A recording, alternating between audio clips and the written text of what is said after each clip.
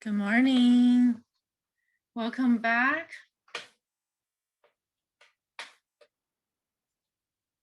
Wow, what a nice springtime. It's really beautiful outside, isn't it? All the flowers are blooming. And let's see what's on chat. Good morning, everyone. Welcome back. You know, sometimes you just feel like, oh, let's go to the beach. Let's have some good time. Well, we can do that when my allergy. Devin has an allergy. I'm sorry to hear that. Allergy are dying right now. I feel sorry for you, but you feel better. I know. Yeah, one of my children has allergy as well. But anyway, welcome back. So we need to do some studies, and this week, okay, I want to say something about midterm exam. Okay, so this week is week number 8 right now. So we are in week number 8 this week. Okay, and the midterm will be given to you, will be available to you after Wednesday this week. Okay, I would say Thursday. Okay, no later than Thursday. From Thursday through Thursday, which is going to be 0408. Let me check. Thursday is on the 8th, right? Hold on. Thursday is on 8th. And through next week is spring break. So I'm going to give you extended time for this midterm. So I hope you guys will ace it, right? Through April the 18th, I believe. Yeah, next week is spring break, the April 18th. Okay, April 18th. So let me write it just consistently. 18th.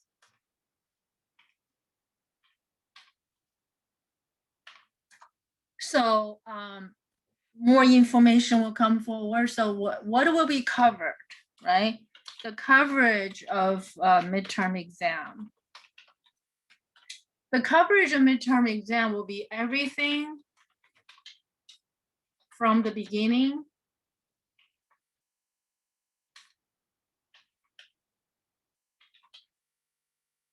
to this week, to week number 6, week number 8, sorry, to week number 8. Okay, is that clear, everybody? So that's about midterm exam, okay? So we will, of course, we will continue our studies. We'll continue our studies in this part. Okay, so do you guys have any questions? We have done extensive studies of quadratic, right? And of course, I give you some homework, and I also give you some optional homework. Do you guys have any questions?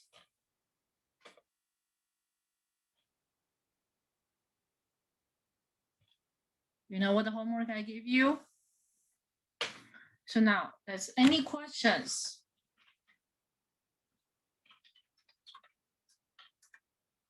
Any questions?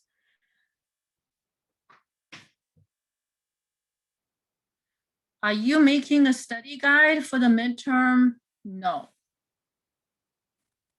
Okay, everything we covered, they're all in recording. And I will give you exams, no, not beyond anything we have covered. Because if I give you any study guide, it would just be what we have covered, the topics, really. Okay. So if you go through the trajectories of quizzes and the lectures, a lot of these lectures, I would recommend you to watch it over again or find some other sources to study. So even if I give you a study guide, it will be very short. I don't think it's going to be helping you very much. It's just everything we have studied, please. Okay, but if you have any questions, don't hesitate to ask me. Okay, don't hesitate to ask me. Do you think it's really necessary for you to have a study guide? I don't think so. I don't think so. Okay. Well, you let me know by Wednesday. You let me know by Wednesday.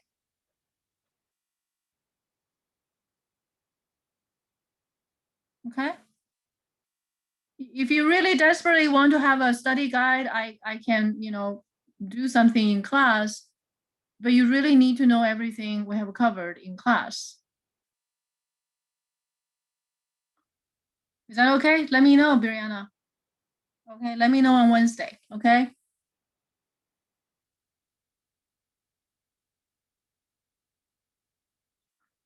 Any other questions? So from the beginning, okay, so we have studied about how many pages? About 30 pages, right? About 30 pages, including the homework,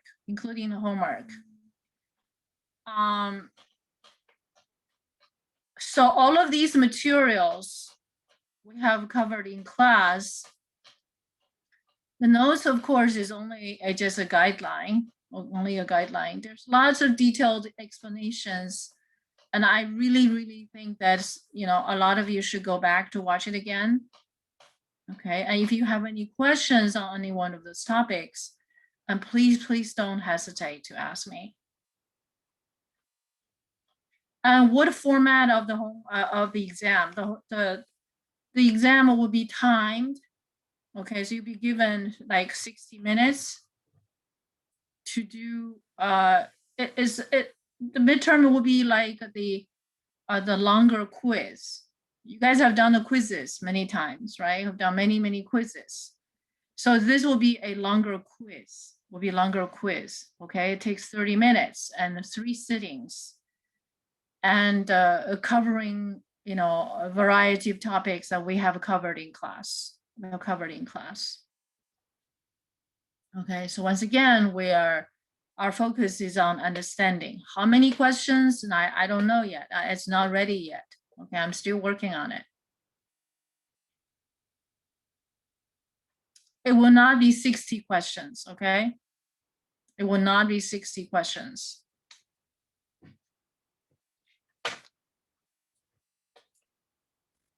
Much less. Okay, so I will be fixing the questions, and I'm still working on it. Any questions? And of course, you're gonna be, after this episode, we're gonna be doing quizzes. I'm sorry, we're gonna be continuing the topics. Okay, so today, if you don't have any questions, I want to take you guys to Alpha 32A. Alpha 32A. Okay, so Alpha 32A. Okay, Alpha 32A is, the topics is solve each nonlinear inequalities.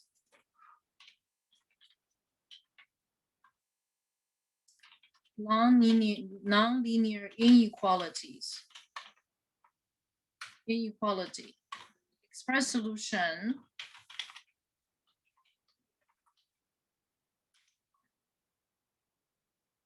in inequalities.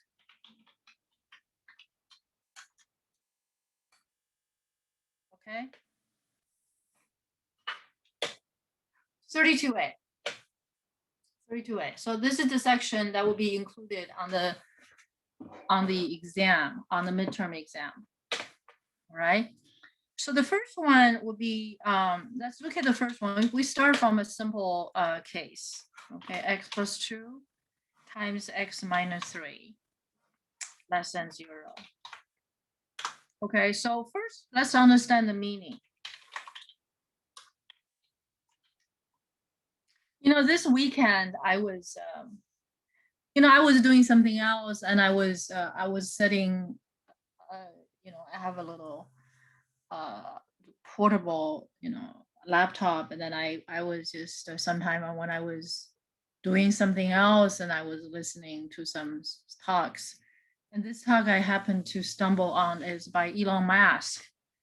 He was talking about that. The meaning was that he was saying basically, if you want to solve a question, right, you first have to understand the question. First have to understand the question. If you don't understand the question, then the answer will never be proper. The answer will never be proper. So this brings back to, of course, he was talking about a much larger issues, our humanity faces, right? So our question is just mathematics. You guys just want to overcome this course, right? This is required course for your degree or for your further study or transfer to four-year schools. But to me, study mathematics, it requires a lot of effort, and that the fundamental effort should be spent on understanding the question, which I have always emphasized. I found it interesting that Elon, Mr. Musk, has also have the same, comments, similar comments about understanding the question and phrase that question in such a way that is completely clear. And then he said, then the answer is obvious. Wow. So just like I have emphasized over and over again, you have to understand what the question. Forget about steps. Because you don't want to emphasize, you don't want to spend all your time to memorize the steps. Okay, that would be a disaster. If you study mathematics, you have to memorize all these steps. I tell you, you're never going to make it a very good grade. Okay, that's not only my personal experience, it just has been proven, tested over and over again. Now, you see that I have paid a lot of attention on explaining the meanings. I spent a lot of time explaining this. Okay, I don't know how many of you guys actually do pay attention to this and benefit from it. I hope you guys do.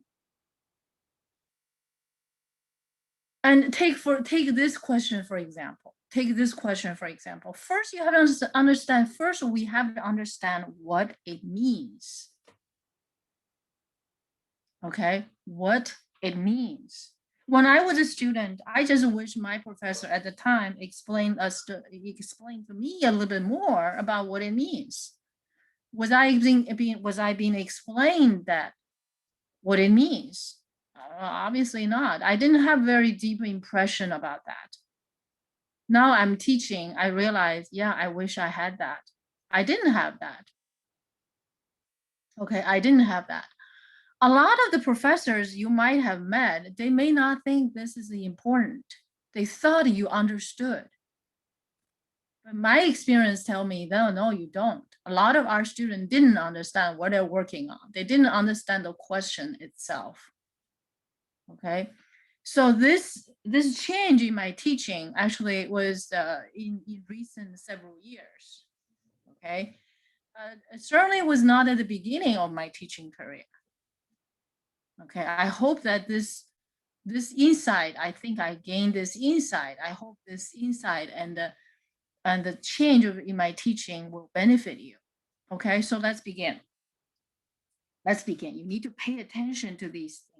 Okay, meaning. What is the meaning? Right? I spoke about in mathematics, you only have two kinds of sentences. One is a statement, one is an if statement. You guys follow me?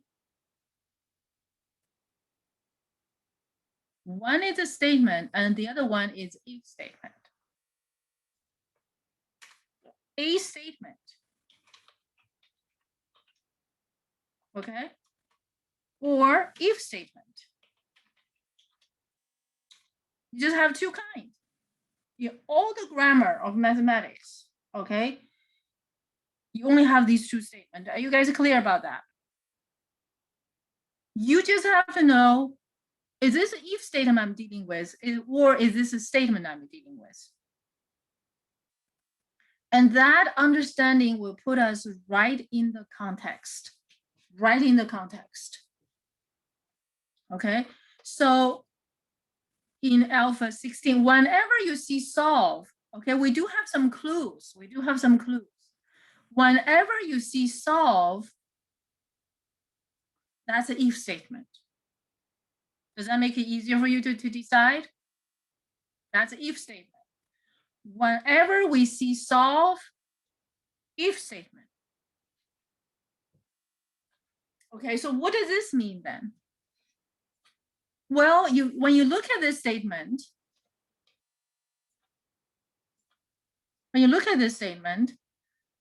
obviously X is unknown. We don't know what it is. If we don't know what X is, then we don't know what X plus 2 is, right? So we can view this as A. We don't know what A is, and we don't know what B is. We don't know what X is, therefore we don't know what X minus 3 is. So when we have A times B, which is this form, right?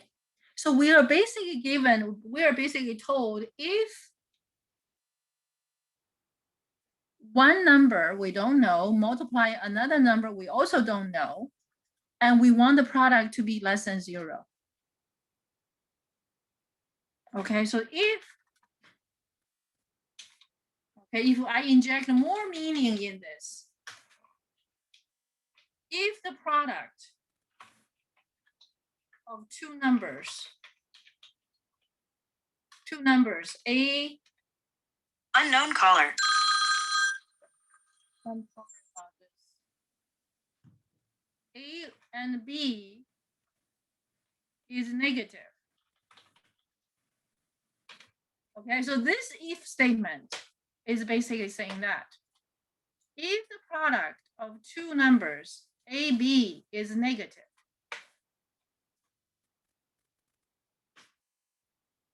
that's what it's saying. Okay, and then they want you to solve for X. What do I mean solve for X? Solve for X meaning find all possible values for X. That's what it means. Do you guys follow me? If statement. When you go on your studies, if you study STEM in the future, you will be dealing with programming. Okay, you will find that in programming language, there are only two kinds of statements. Primarily, one is the assignment, and the other one is if statement. Okay, there are all kinds of if statement, loops, branches, and so on and so forth. And assignment basically is a function. Assignment basically is a function. That's what we talk about. Okay, so these ideas, these mathematical ideas is permeated into every field of mathematical application, including science, business, economics, every field, stock market, they all follow the same rule. Okay, you get a point, input, output, input, comma, output. We make a point, we make that stock curve. Okay, so it's permeated throughout our life, throughout our modern life. Okay, so with this perspective, what is our strategy? How do we solve it? Okay, if this is the meaning, how do you solve it? Okay, I'd like to give you guys a couple minutes. I want to solicit I'd like to know what have you learned in your past experience, if you have any. Okay, some of you may not have any So you can, but I give you the perspective. Okay, so I would like you guys to, would you like to try to solve this? Because you already know the meaning, right?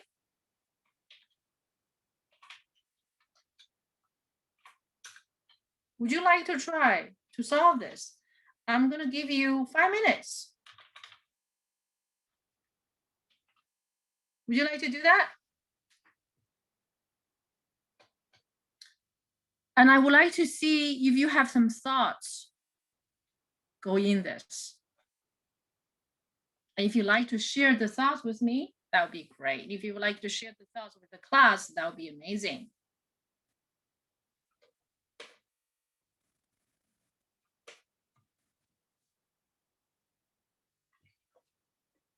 Okay. How would you approach this question?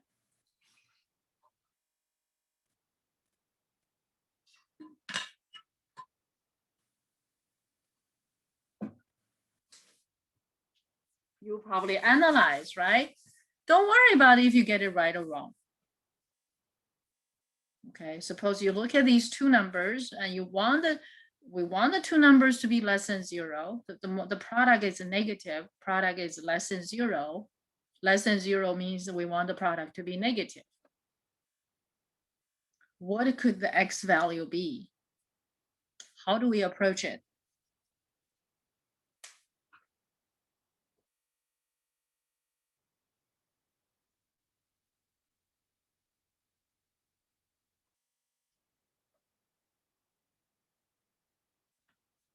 I hope you guys don't hesitate. Okay, don't worry. I'm not giving you grades on this. I just want to know what you have learned, what you have not learned, or what you would have done solving this inequality.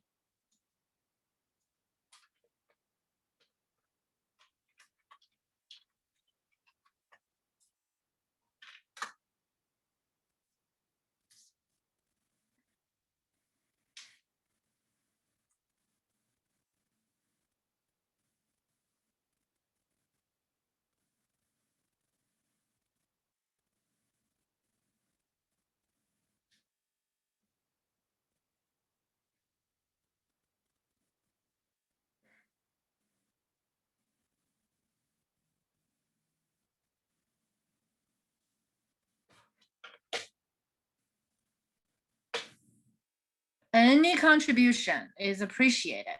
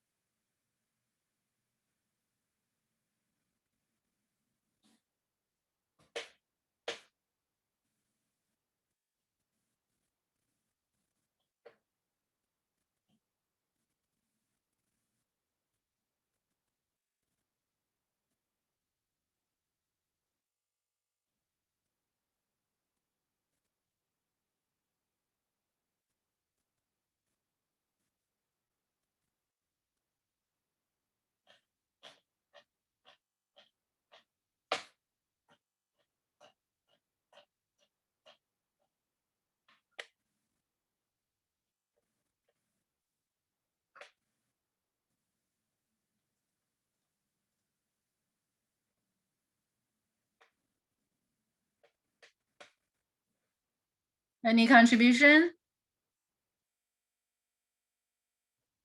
Any work you'd like to show me? Because about this topics, there are a lot of the, I imagine some of you have learned something from on this experience, on this kind of questions.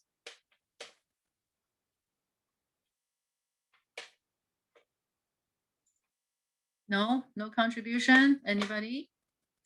Come on, guys.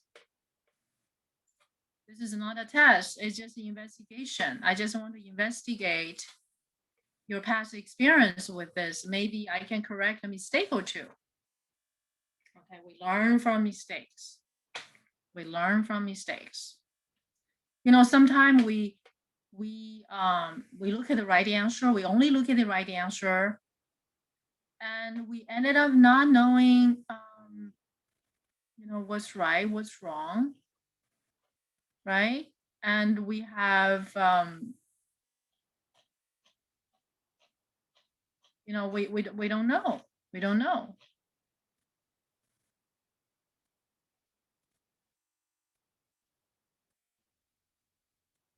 When you only look at the right answer, sometimes it's not necessarily good because you never think of anything else. You will never think of anything else.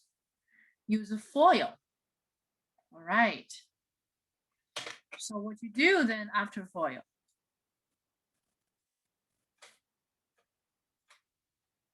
So what you get for FOIL?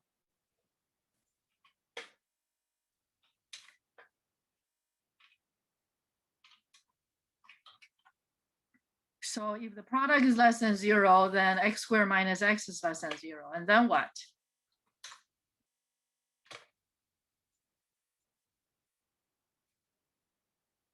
Very good, very good, very good effort. Add 6 on both sides. Okay.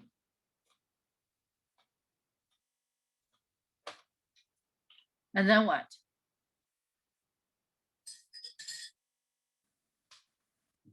And then what?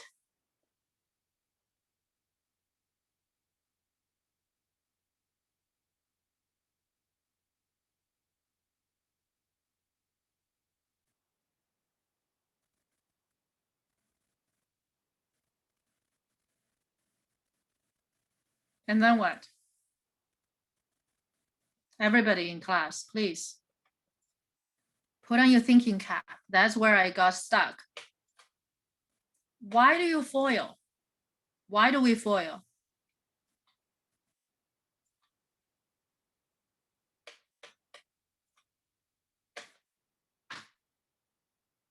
Okay, next person. Do we have another person who would like to contribute?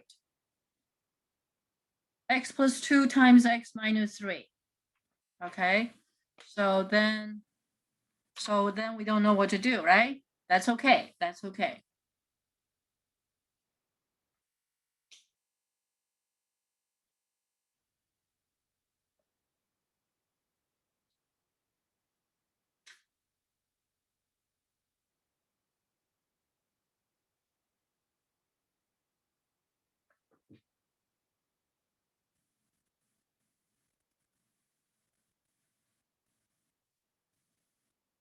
No, no more contribution. Can we add x to both sides? Sure. You get x squared less than x plus 6. And then what?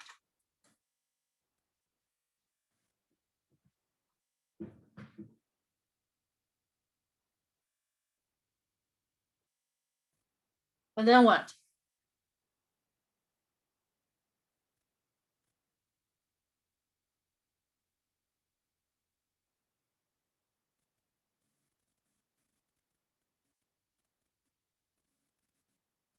Divide. What do we divide by?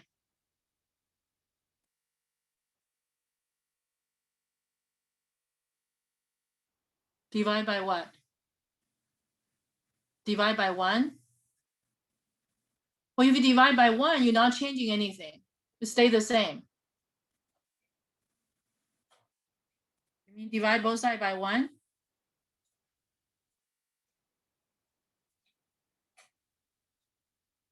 Divide both sides by 1? Is that what you're saying? No change.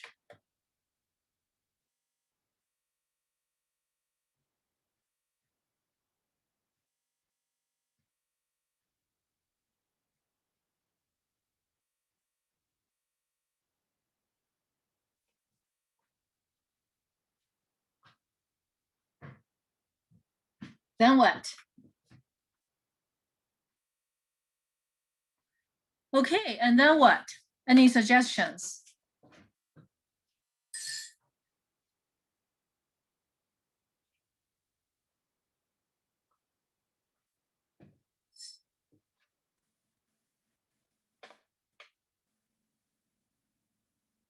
What about divide by x?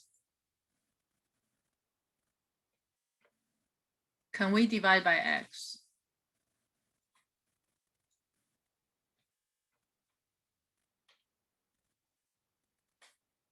If you divide by x, this is what you're getting.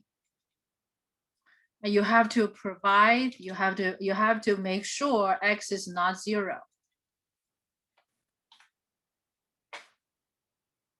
Right? And you're getting something like this.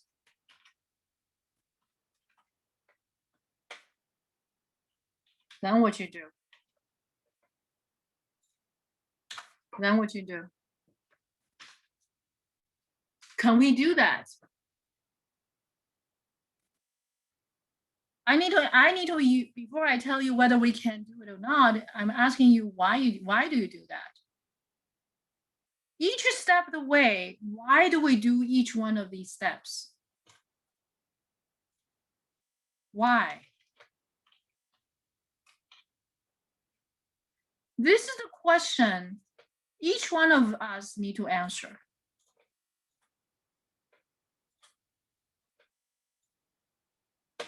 Why?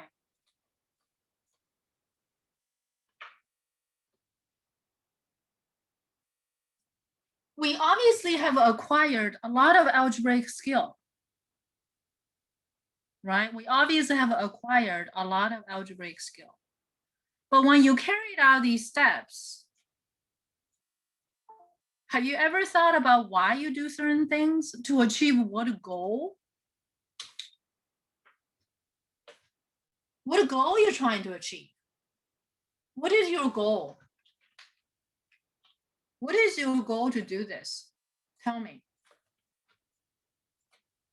Do you have a goal doing that?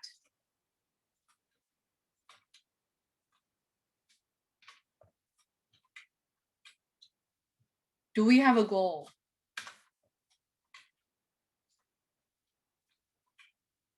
What is the goal?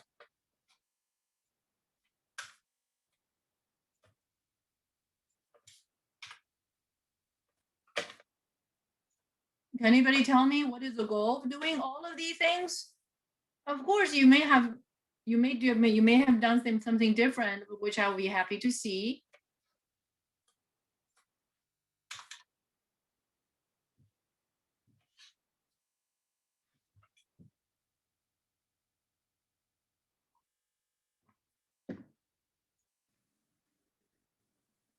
Do you guys have any goal that you can share with me?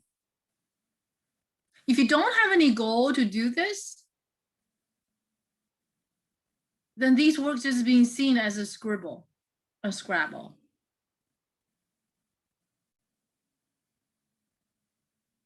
To find what x is greater than. How do you know x has to be greater than? Are you trying to find something like this? You're doing all of these, you're trying to find something x is greater than something. Is that what you meant? Is that the goal? Is that the goal?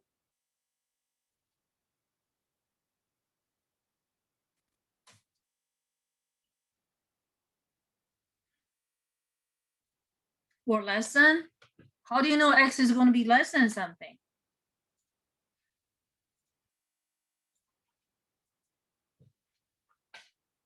Yeah?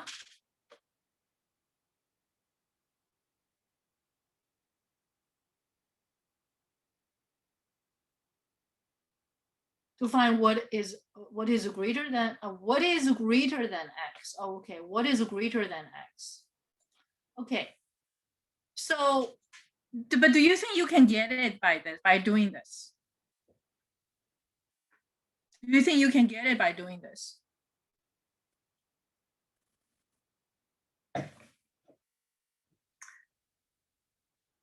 But you can also see it takes more than one steps, right? It takes some, it takes more than one steps. Obviously, by dividing or, you know, you're not going to be able to isolate. I think correct me if I'm wrong, okay? I think you're trying to isolate X. Is that right?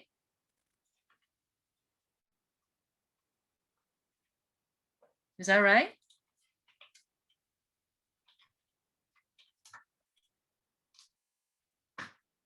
Okay, so your goal is to isolate X. So by doing these, by making these algebraic manipulation, do you think you can isolate X?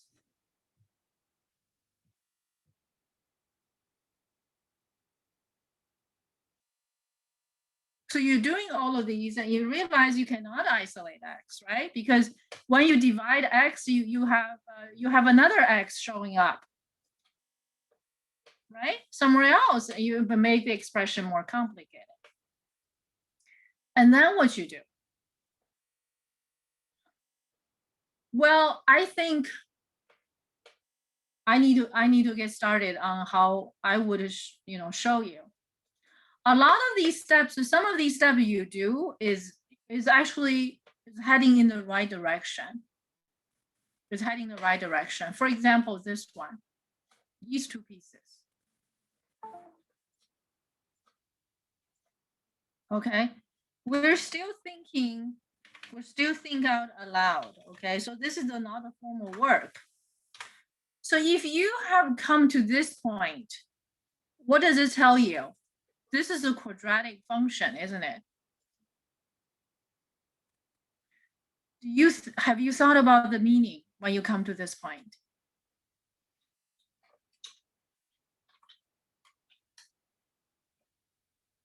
But does this look like quadratic? Does this look like ax squared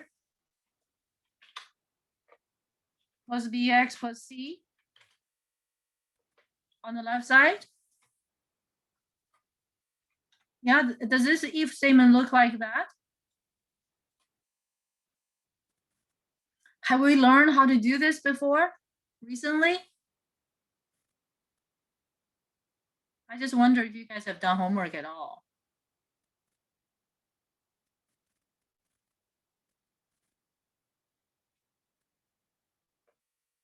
I'm just wondering. Doesn't this look like one of those questions in Alpha 19?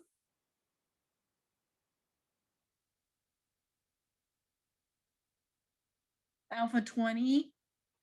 Alpha 21? There are 20, 20, how many questions we have there? 20 some questions, right?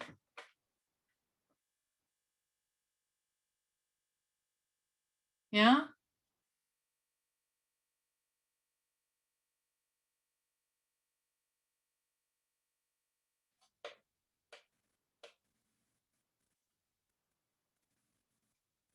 Okay, so this is a quadratic, isn't it? This is a quadratic. So how do you see this? What else the meaning could there be? If this is less than 0, meaning what? There's an input. We're looking for that input, and there's a rule. Okay, this function. And we want the output to be what? Less than 0. We want negative output. We want negative output. How do we find it? We just did a quadratic. We didn't do this question exactly.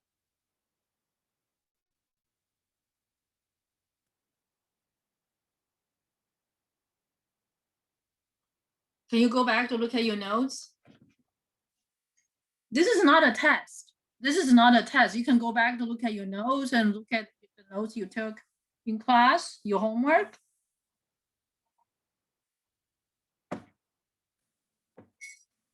Yeah. How do you do this?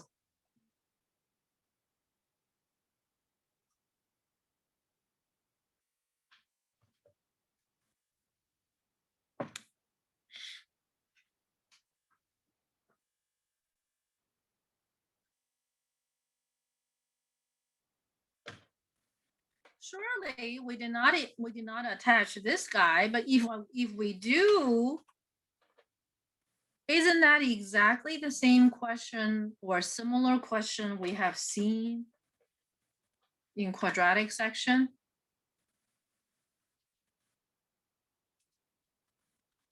Yeah.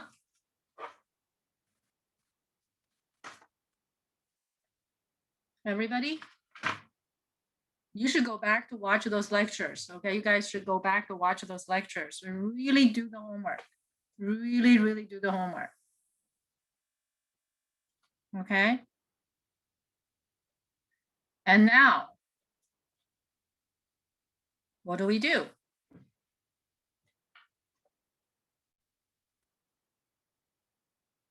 Okay, to solve this inequality, we know that we want a negative output, right? And you have set this up. You have set this quadratic function up. And this is a parabola opens up, right? This is a parabola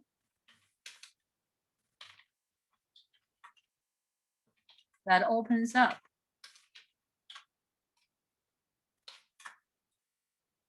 Okay. So where does it cross x-axis? The factor form tells you where it crosses x-axis. Where it crosses axes, right? How do we find x-intercept?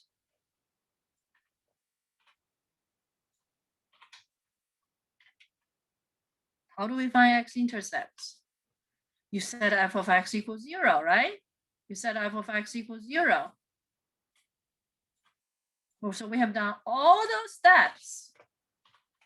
We set f of x equals 0, i.e. you're going to solve this equal to 0. Okay, now you're given a factored form, right? This is the principle number 5.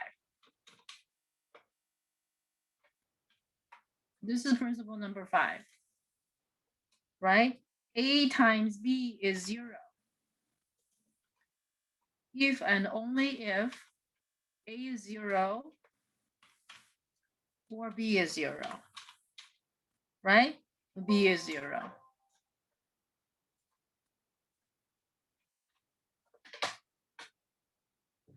Okay, so you get these two x-intercepts. Okay, you get this. So x plus 2 equals 0, or x minus 3 equals 0. So what do we get here? We get x equals to -2, or x equals to 3. So we got the x-intercept. So right now, with the expanded form, we can graph. We can graph. With that graph,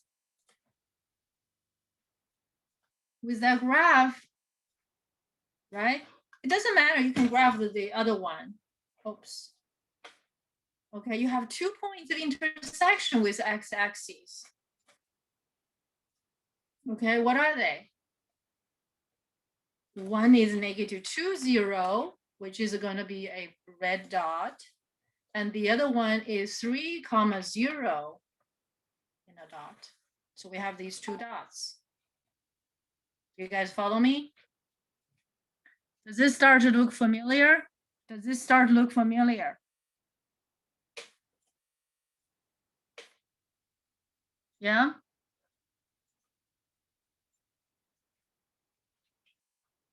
Does this start to look familiar? Everybody? Huh? Yes, everybody? Yes, it does. Okay.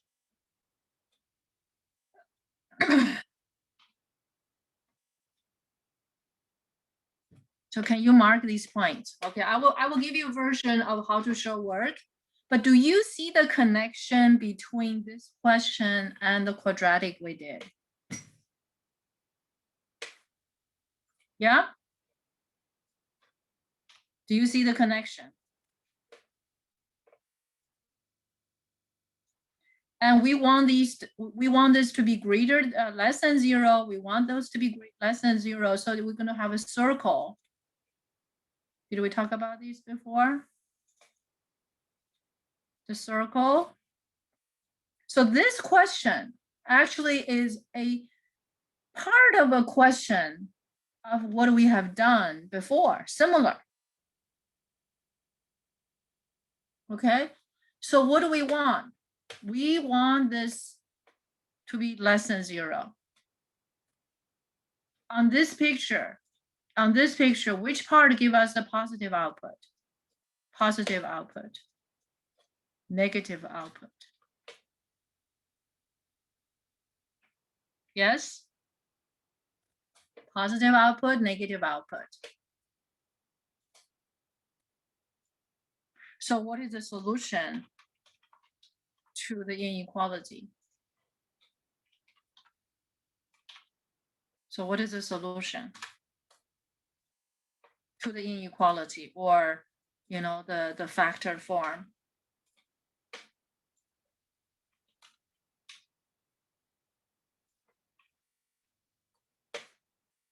It would just be between -2 and 3, right? Between -2 and 3, yes? It will be -2 less than x less than 3. Does everybody follow me?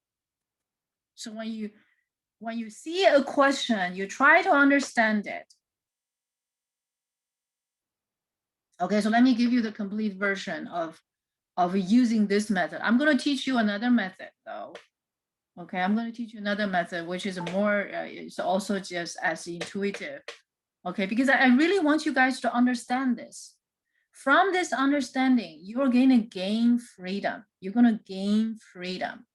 Who doesn't want freedom? But we understand freedom is not free, right? Is there such a saying, freedom is not free? When I went to Washington, D.C., and I went to the memorial places, and there's a Korean War memorial. I think it says on the you know, on the monument, it carved that freedom is not free. Yeah, freedom is not free. Understanding is the key. Okay, if you want to gain some freedom in mathematics, try understanding. Try understanding. Okay, so now I'm going to give you a solution. Okay, suppose we're solving that. You see, the perspective is very important. The perspective is very important. We're solving for x. We're solving for x. Right? Solve for x. Right? We understand this is an if statement.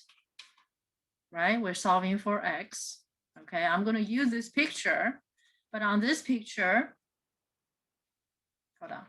I'm going to take this picture with me. I'm going to take a picture with me. I'm going to tell you how you should illustrate your work. Okay? So suppose you do the FOIL. Suppose you do the FOIL. Okay? Suppose you do the FOIL. Okay? You can do this. Okay? You can do this to make a connection if that helps for you. Okay, you can do this. Say f of x is equals to then the curve, right? Then you point it out to the reader that the x-intercepts are, right? X-intercepts are, or you can set x. You can set f of x equals 0. Let's do set f of x. Set f of x equals 0. Okay, so let's do this. There's a different way to say this. Set f of x equals 0. If you know what we're doing, when do we set f of x equals 0? When we try to find x-intercept, right? And when we set f of x equals 0, we have this equal to 0, right? So then you say that is And the solution will be to what? X equals to -2 or X equals to 3. Yeah? So -2, 3, -2, 3. What does that mean? That's when the input is -2, the output is 0. When the input is 3, output is 0. So let's mark those points. You see, I'm always going back to those original meanings of the points. What did we talk about?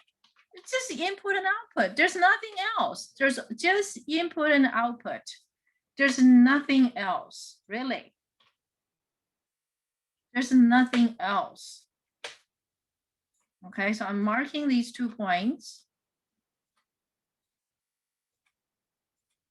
-2, 0, and then it's 3, 0. I'm going to mark the next point.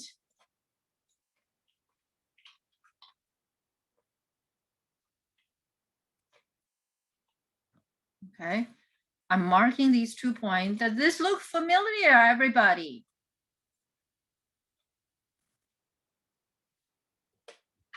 Okay, so these 2 points. So these two numbers tell us when the input is 0, is -2, the output is 0. When input is 3, output is 0. How about these points? For example, suppose I pick a point here. What does this point mean? This point, right? If you draw the vertical line, the vertical cut, remember vertical cut we talk about? Horizontal cut? What does this point mean? This point means that when the input is less than -2, the output is a positive. That's what this point means. Didn't we talk about it? Yeah? What is the meaning of this point? This point is between -2 and 3, right? That's between these two. Between these two. What does that say? This point. This point means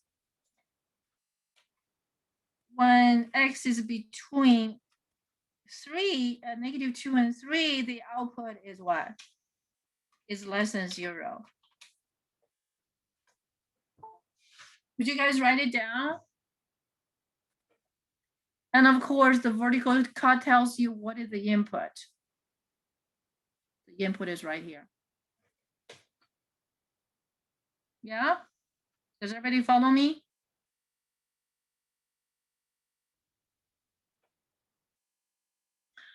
All we're doing all day long in mathematics for you for a long time, you're working with input output. Sometimes input is given, you're looking for output. That's the vertical cut. Sometimes the output is given, you're looking for input. That's the horizontal cut. That's all you do.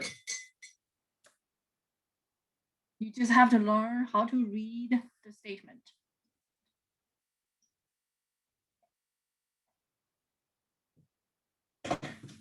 Okay? All right. Did you write it down? Understand the meaning, right? So next, I'm going to continue to show you this version of the work you need to show. The work you need to show actually is not a whole lot. Okay? So we identify these 2 points. So you mark these 2 points on your picture.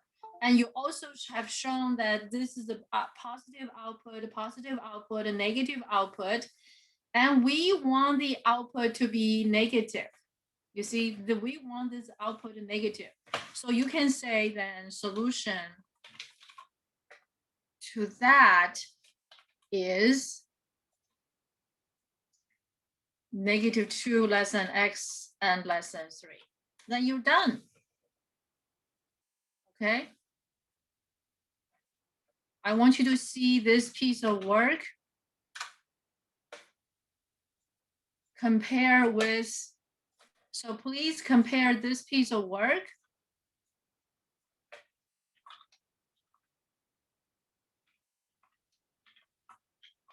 with alpha 19, 20, alpha 19, 20, and those sections we just did. Alpha 19, and look at those inequalities we did.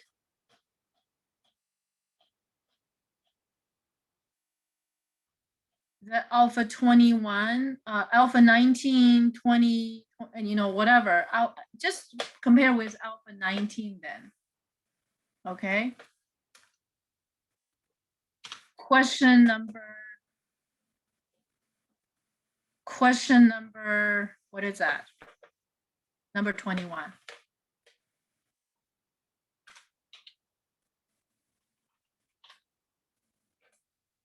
Could you compare that? You see, we found the X-intercept. So we know when the output is above, when is the output is positive, when the output is negative. In terms of showing work, this piece of work, that's all you need to show.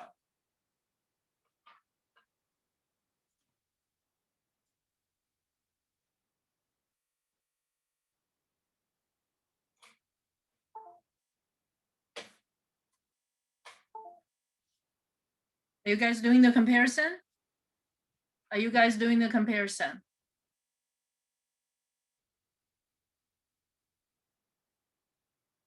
Yeah? But I'm going to teach you another method though. I'm going to teach you another method. The other method is also very intuitive, but doesn't require the graph. Doesn't require the graph. Okay, it requires the usage of principle number 5 and principle number 6. Okay, but still keep in mind input output. Okay, still keep in mind input output. Are you guys done comparing? Are you guys done with comparing? Are they similar? If you see that similarity, I wish to tell you, a lot of the questions you will be working with and you are going to work with in this semester, a lot of the questions in similar situation are similar in ideas. It may not be quadratic. In the future, you're going to learn sine, cosine, right? Logarithm, and so on and so forth. The ideas are similar. Ideas are similar. It's just different rules. Okay, you just encounter different rules.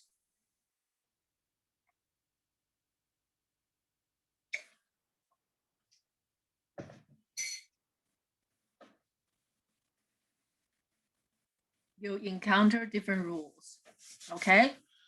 Okay, did you guys write it down? So I'm going to clean this up. I'm going to show you another way of doing this. Okay.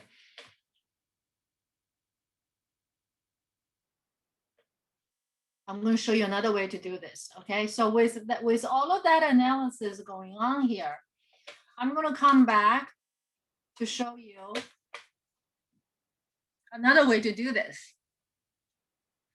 Okay, so first of all, I'm going to do some think out aloud with you. Okay, we want to go back to the perspective. We want to go back to the perspective of if the product is less than 0.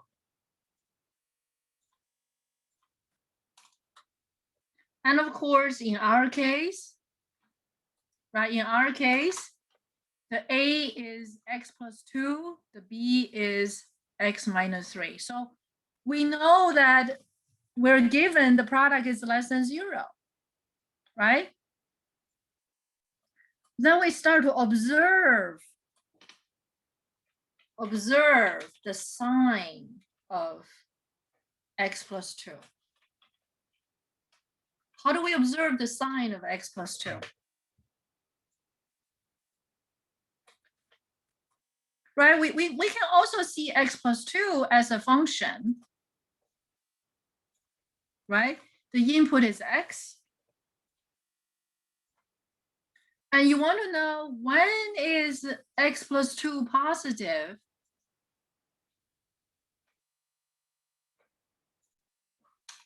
Right? We want to know when is the output positive, negative, or 0. Can we get something out of this information? Can we get some information about x plus 2? One is a positive, one is a negative, one is a 0. Yeah? Can we, if we observe the sign, right? And of course, you can even see it as a line.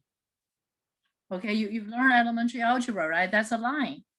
Or this is a function, right? All these are different perspectives, right?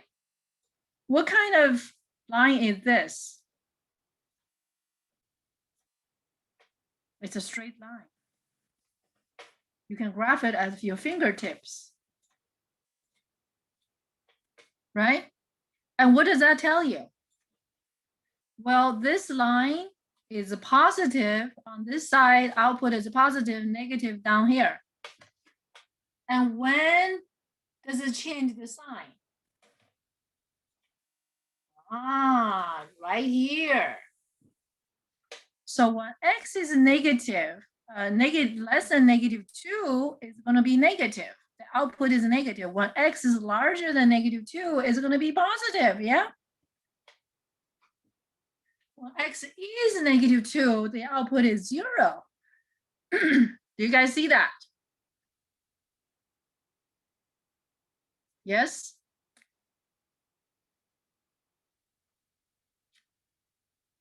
All right. So we're going to summarize.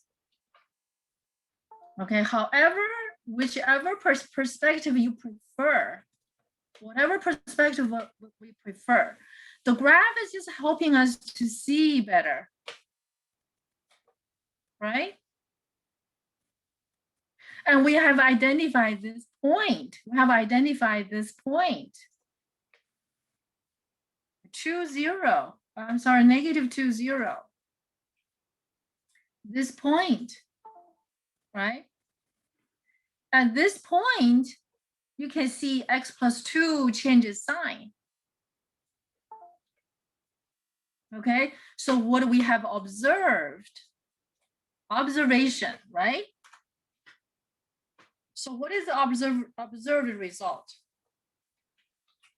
When x is equals to -2, x plus 2 is 0. 0 is a neutral number, right? 0 is a neutral number. When x is less than -2, okay, when x is less than -2, over here, x plus 2 is negative. When x is larger than -2, x plus 2 is positive. Do you guys follow me? Yes? Do you guys follow me? Do you follow me so far? Negative, right? And this is what? Positive. Yes? Does everybody follow me? I'm teaching you another method.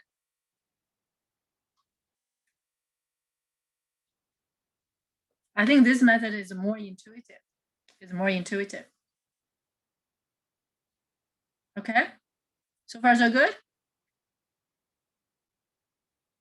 Okay. So when x equals to -2, x plus 2 is 0. You just have to plug in, right? You just plug in. -2 plus 2 is positive. Or you can say f of -2. All these notations you could have used, right? F of -2, remember these, right? So this is a -2, and that's a 0, right? When x is less than -2, x plus 2 is negative. When x is greater than -2, x plus 2 is positive. Does everybody agree with me? Yeah? If we put all of these thoughts about observing x plus 2 in a simple picture, what would you do? I suggest you look at this as a number line. Number line. Okay, this is number line. On the number line, this is the number line, right? When x equals to -2, x plus 2 is 0. When x is less than -2, these were negative.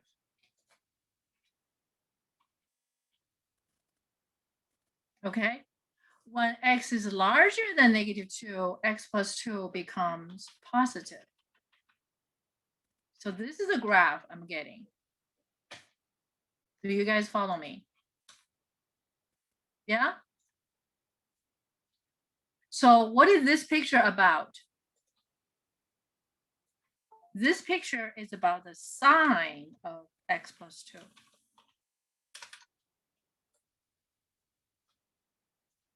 Do you guys follow me?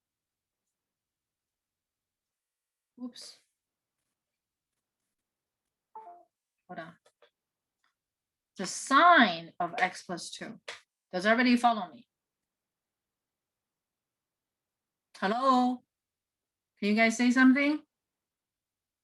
Or respond on chat. Do you follow me?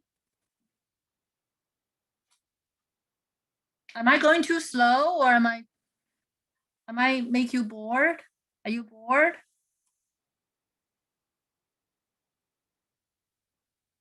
I don't want you to get bored. I want you to understand. Okay. So we just want to observe the sign of x plus 2. Then you say, why x plus 2? X plus 2 is a part of the product. It's the A. Do you follow me? X plus 2 is a part of product. So I want to see the sign changes of x plus 2. Okay, so from all these different perspective, I realized, oh, x plus 2 is always negative here, and it equals 0 at -2, and always positive here when I pick different numbers. Say if I pick 5, right? I plug in x plus 2, I'm going to get a positive. When I pick up a -5 and I plug in, I'm going to get a negative. Does that make sense, you guys? And you pick any number randomly, then you find this is true. So this piece is about sign of x plus 2. Okay, and we say that we can say, okay, x plus 2 changes sign at -2. That's what we say. We can say x plus 2 changes sign at -2. Before -2 is negative, after -2 is positive. Can we say that? At a -2 is 0. Can we say x plus 2 changes sign at -2? Yeah? Yeah, we can say that. And do you follow me? And of course, you can say when x is less than -2, right? When x is less than -2, x plus 2 is negative.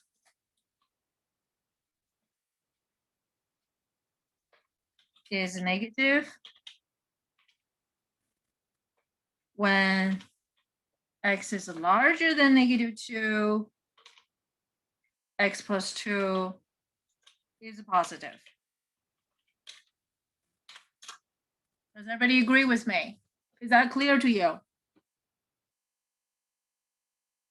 So this picture shows that.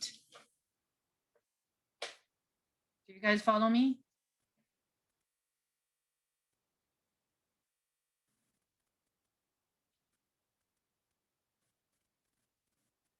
Do you guys follow me? Okay. So if you understand what we're doing with x plus 2, which is a part of the product, can you do similar things for x minus 3? Can we do similar things for x minus 3?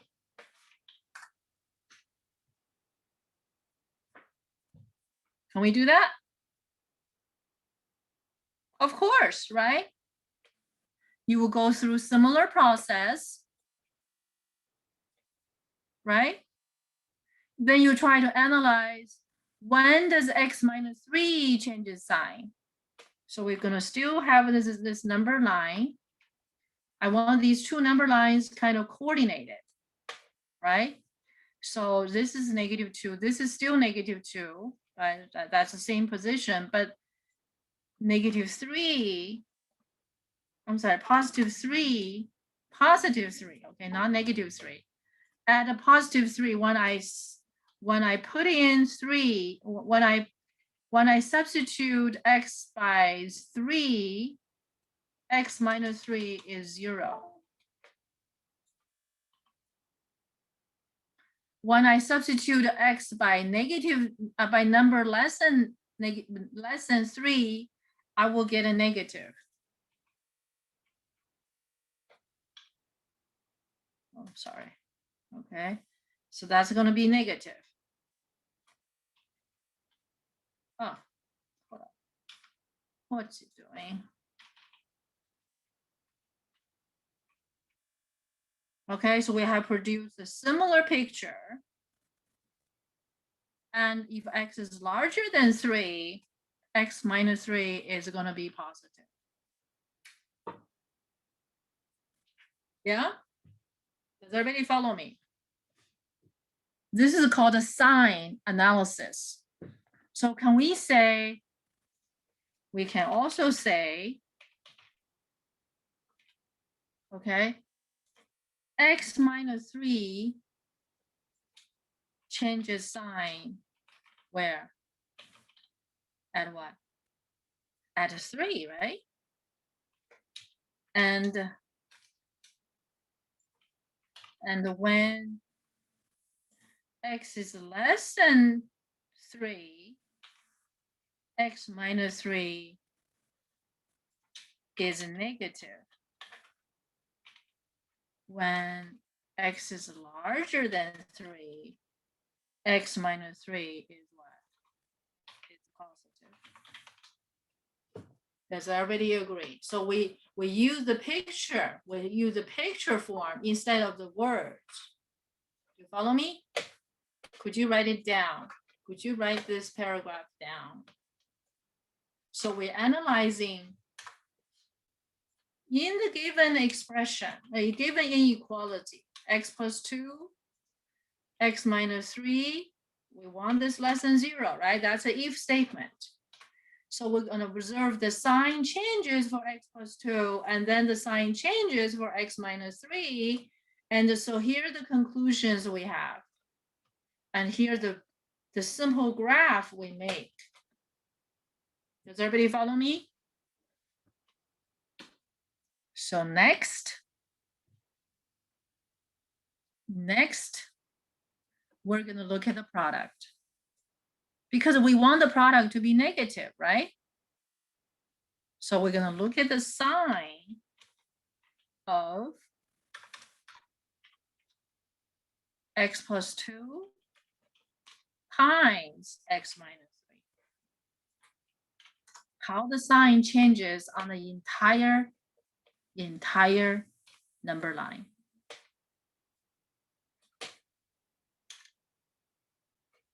Okay. So now we have a number line. And this number line is also going to be coordinated with the two number lines we did. Okay. So one is -2. And the next one, I'm going to pick the 3. Okay. So these 3 number lines are coordinated. They're well coordinated. Okay. What do I mean by that coordination? Right?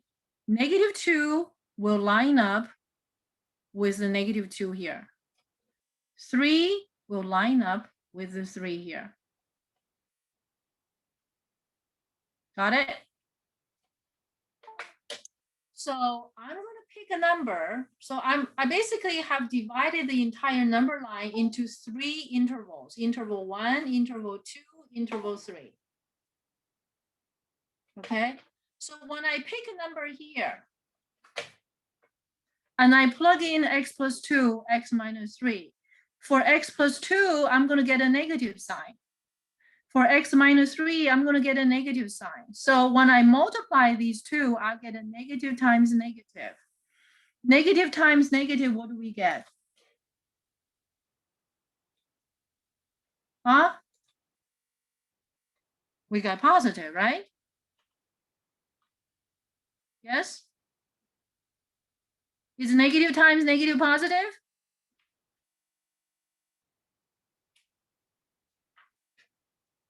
Yes?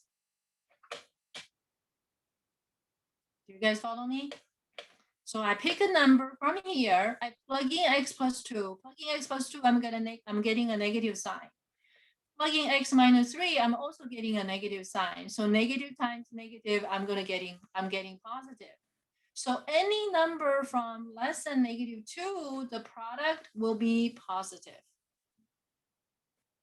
At a -2, if I plug in -2, you get a 0 times, -5. So this is going to be a 0. Okay, I'm going to make the 0 darker so you can see that. Between -2 and 3, if I pick another number, I pick a number here, just arbitrarily, okay? And you can imagine you pick a number, say you pick a number 0, whatever you pick. This number is going to plug in x plus 2. If this number plugging x plus 2 is going to be positive. If this number plug in x minus 3 is going to be negative. So you're dealing with a positive times negative in this interval. So positive times negative, we get what? We get a negative. Yeah? Do you guys follow me? What happened at 3? Well, if 3 is plugged in, 3 minus 3 is 0. 0 times anything is 0. So that's going to be a 0. Okay. And if I pick a number from here, larger than 3, and I plug in x plus 2, x minus 3, if I pick this number to x plus 2, it's going to be a positive. If I put this number in x minus 3, it's going to be positive. So positive times positive, positive times positive, we're going to get a what? What are we getting? We're getting positive. Do you follow me?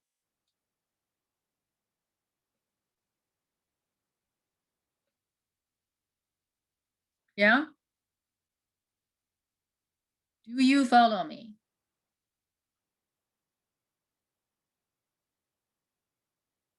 Nobody said anything. Are you guys there? Should I call your name? Brianna, are you there? Do you follow me? Devin? Francisco? Kelly? Are you guys there? Do you follow me? Marcelo? Spectra? Ellen? Are you guys there? Do you follow me? Yes? Okay. So do you understand this method? We want the product to be negative, right? The question was asking for if the product is negative, we're looking for the input. So now we have identified every number on the interval, the product, when it's going to be positive, when it's going to be negative. So what will be the solution? What will be the solution?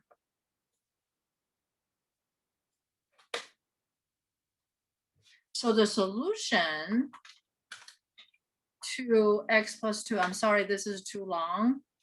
I will give you guys time to take a break. Okay, the solution would be what?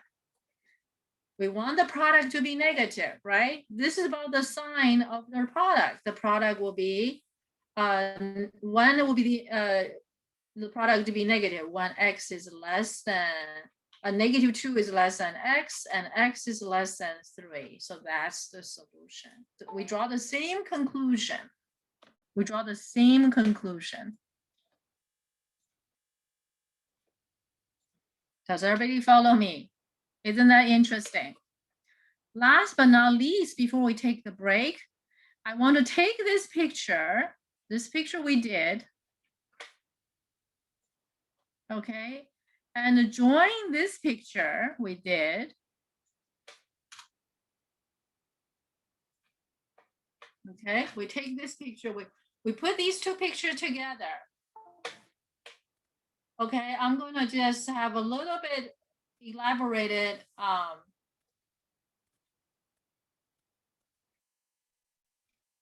comparison. Yeah? How about that?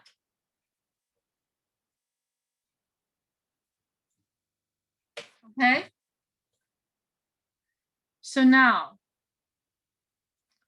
if this is a negative 2, and that's a positive 3, did you see the product is a positive here? This is a positive, corresponds to these positives, and these negatives corresponds to that negative. My line is not that straight because I want to match those numbers. You guys see that? Do you see these two methods actually are consistent with each other, just a different way of doing, different way of showing work? Do you guys see that? Do you think you understood now? Okay, so let's take a break. When we come back, I'm going to give you a final version of how to show work in this method. Okay, right now I want you guys to focus on understanding this method, how intuitive it is. Okay, so let's take a break. I'll come back in 10 minutes, come back at 12:05, resume recording. Okay, guys, do you guys understand what we just did? Right? You can see the comparison, these two methods actually like consistent. Okay, it's all about sign of the product. Okay, it's all about sign of the product. The algebraic manipulation we did earlier, it's not going to make it. Okay, it's not going to make it. With what we have said and done, I wish you give you a final version, because all of these are thoughts and miscellaneous writings. When you show work, you really don't have to show this much. You really don't have to show this much, provided we understand everything. Okay. I'm going to show you a final word version of the solution. Okay. Alpha 32A, alpha 32A. Okay. One version of the work to show. Okay. So here it is. Oops.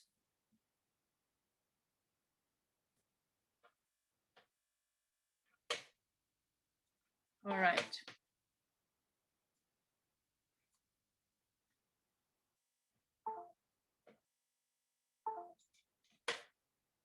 Okay, how much work do you need to show? Solution,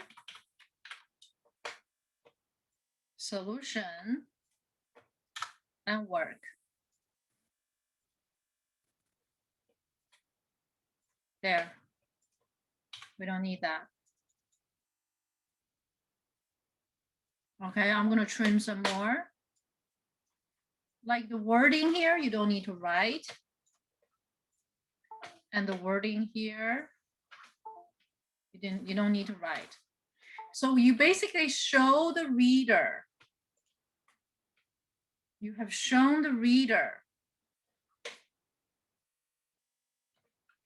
Okay, the sign of x plus 2, the sign of x minus 3, the sign of the product, and the solution to the if statement. If this is true, then the input must be between -3 and -2 to +3. So this is how much work you need to show. If you like, you may write it down now. So all those analysis. So this is the final version. This is the final version. You don't have to write too much, provided you understand everything you do. Okay, provided we understand everything we do. When you show the work to your teachers or your professors, okay, you just have to show some major part that reflects your thought. Reflect your thought. Okay.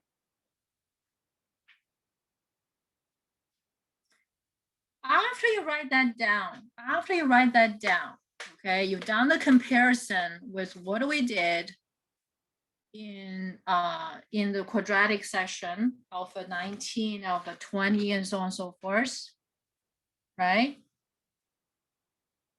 After that, do you want to try one more? Do you want to try yourself one more? Yeah? Okay. There we go. I think we should do some more quadratic.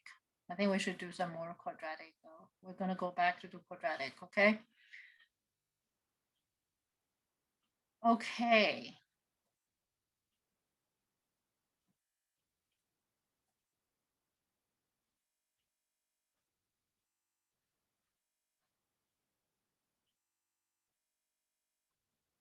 Okay. How about you guys try number 2? If you understand what we did so far, so please try number 2 on your own. Please try alpha 32, number 2. By yourself. Using this new method.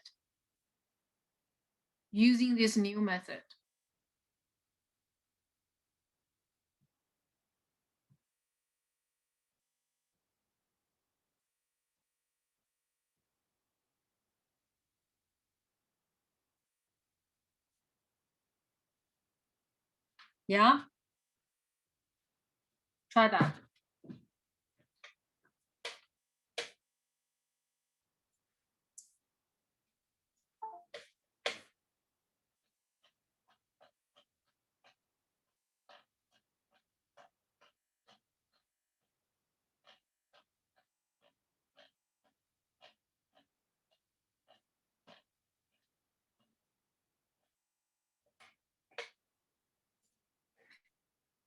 I think before the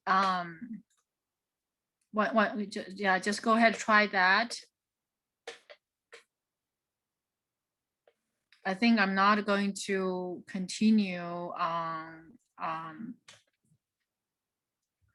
these pieces on 32 more, and we're gonna continue on that after we come back after spring break. But right now we want to get this down. Okay? Today is the 5th.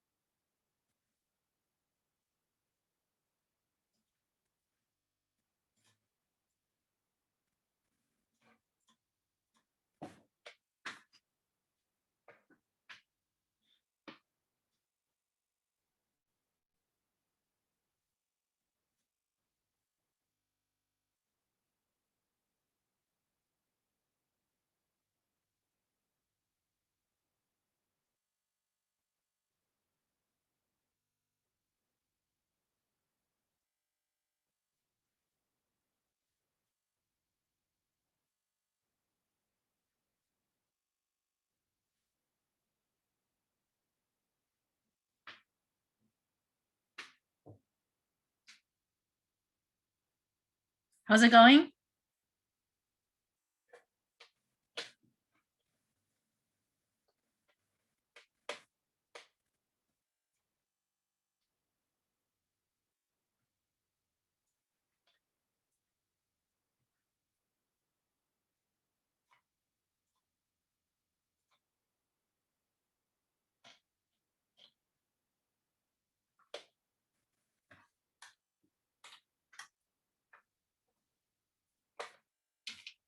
So that was number one. That's how we did number one. When we do number two, right? Number two was, let's see, what was the question? X minus 5, X plus 4 times X minus 5, right? We want that to be greater than or equal to 0. Everything the same. And this is going to be X plus 4. So this is going to be -4, minus 5. And this is a 5. So -4, 5.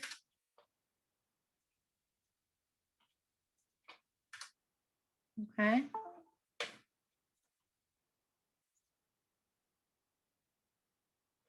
And the solution would be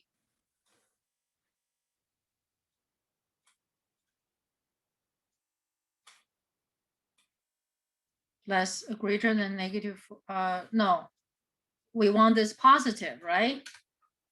So that's going to be X less than or equals to -4 or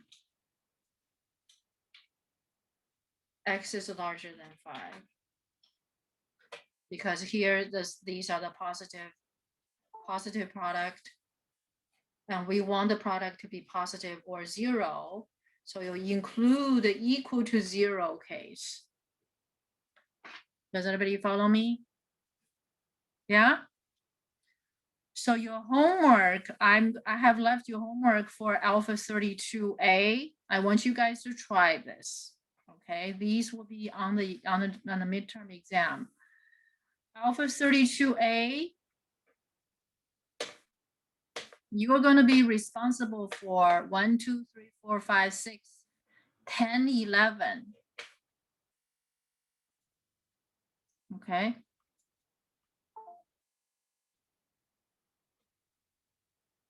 So on midterm, okay, alpha 32, 32A, you're going to be doing 1 through 6, 6, and number 10, and number 11. You need to know how to do these questions. And when we come back, after spring break, we will do the division. Okay. Now I have given you this homework today. We did this, alpha 32A. Now I want to go back to quadratic. From the question at the beginning of the class, I feel like we need to spend a little more time on the quadratic. Okay. So we did the alpha 19. So we're going to go back to quadratic.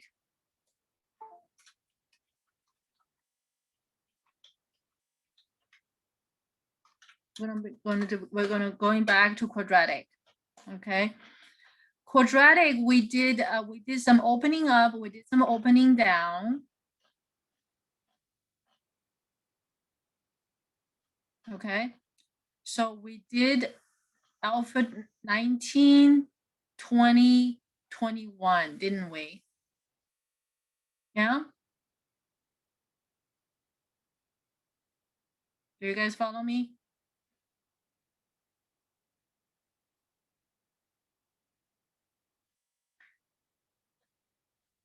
$21, I think I'll leave it for you. It's similar to, I think we did 21, didn't we? We did 21.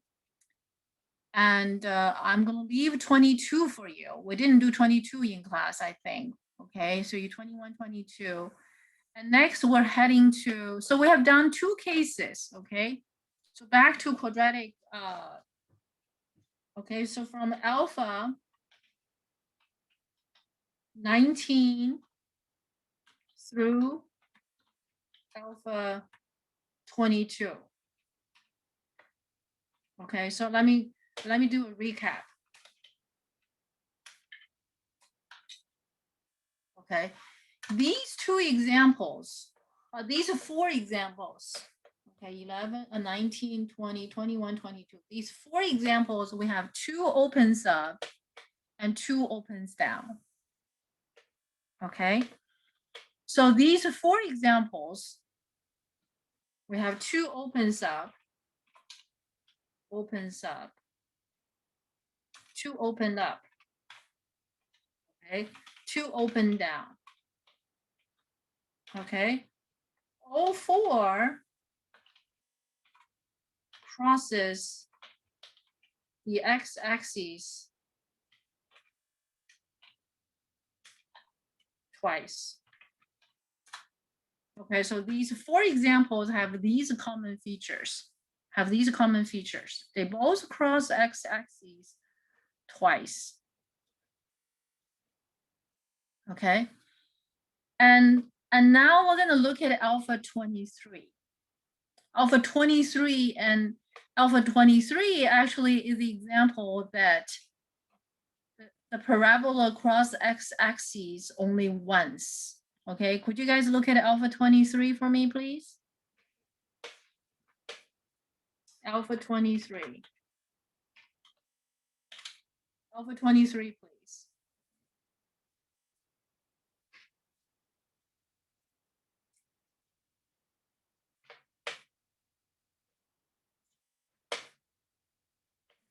Right here.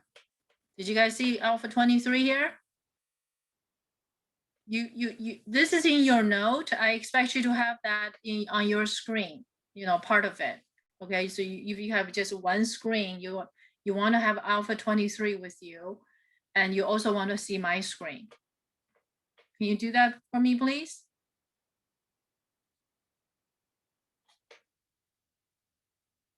Everybody? Yeah? Okay. So now we're coming back to our classroom. Okay, we look at alpha 23. Alpha 23, we have a function which equals to x squared minus 6x minus 9. You wonder what happens here, right?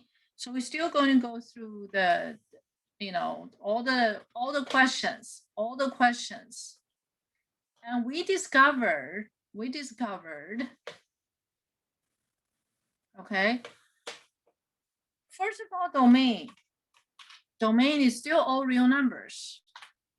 Domain is all real numbers from negative infinity to positive infinity. Is it concave up or concave down? It's a concave up, right? Why? Because the leading coefficient here is 1. Okay, because a equals to 1, which is a positive. Okay, 3. Y-intercept. What is Y-intercept? Y-intercept. Okay, Y-intercept is setting x equals 0, that vertical cut as always, right? F of 0, 0, 0. So we end up with a negative 9. So the Y-intercept is going to be 0, negative 9. You have seen the picture, right? You have the picture in front of you. So we can identify that point right there, the point of intersection with y-axis for completing a square.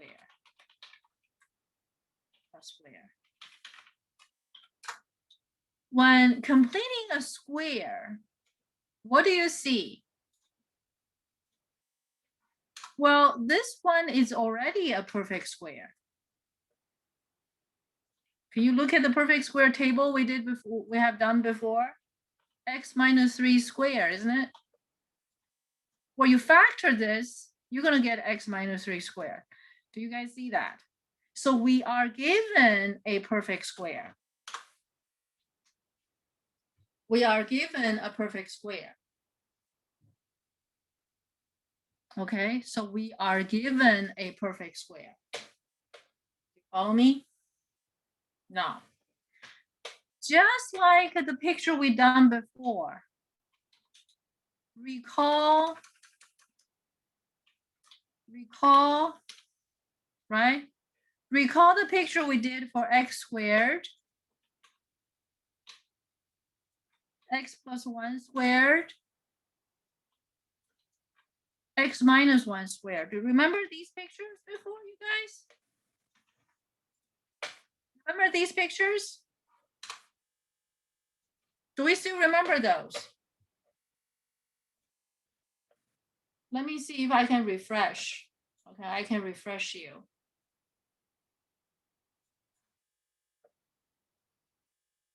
Refreshing on those pictures.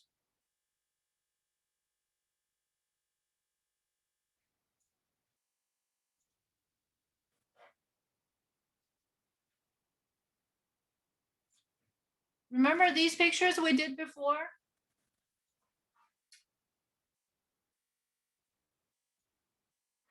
So now the perfect square is given. Yeah? Can you mark these 3 pictures?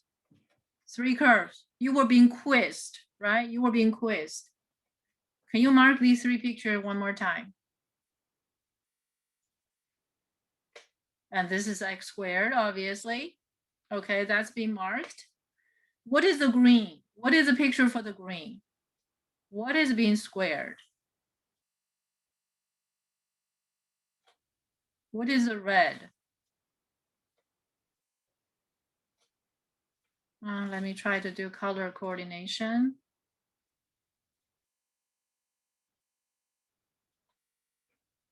Okay, what is the green? Everybody. This is x plus 1, right? And this is x minus 1, yeah? I'm trying to do color coordination. Do you guys follow me?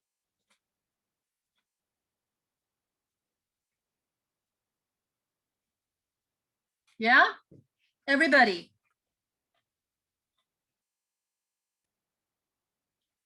Remember these we did? If you don't remember, that means you didn't do it yourself. You just attend the class, you haven't get a chance to do it. I highly recommend you go back to those lectures. I believe it's in March 15th and March 17th. Okay, we did those pictures. Okay, x plus 1, x minus 1, x plus 1 shift to the left, x minus 1 shift to the right by 1 unit on each case. So now we have an x minus 3 squared. Which direction do you think it will shift? So how is x minus 3 shift? Left, right, up or down? How is that shift? How is that shift? Is it going to be x squared shifted to the left, or shifted to the right, or shifted up, or shifted down? Yes. I want to see some answers in the chat if I can. I'm going to bring up some more pictures of what we did.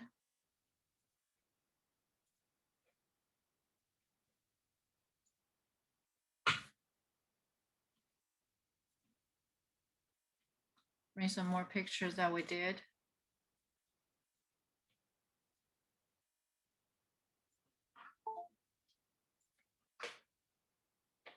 Yeah. About the shifting. Yes.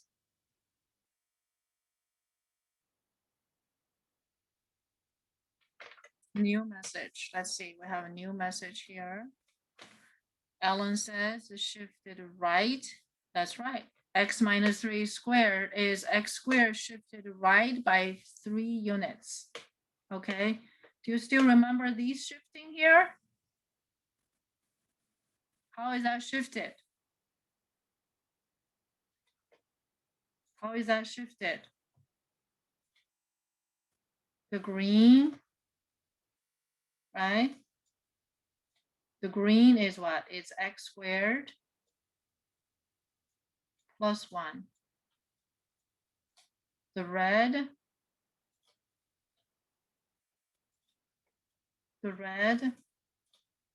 is x squared minus 1. Yeah? Everybody?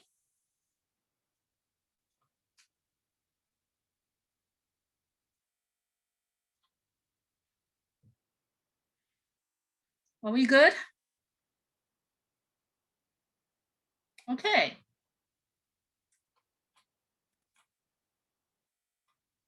So now with that said and done, with that review, how does the picture of x minus 3 squared? How is that be look like? How do we generate this picture? We'll have x squared, oops, sorry, shifted to the right by 3 units, right? So the x squared, we can draw that picture.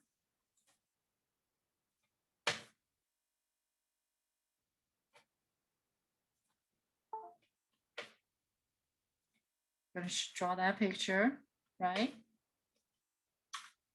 We already have the x squared here. And then this picture will turn into x minus 3 squared. And that picture is going to be where? It's going to be a shift, right? It's going to be a shift. So this is going to be x minus 3 squared. Shifted to the right. I need to make some adjustment.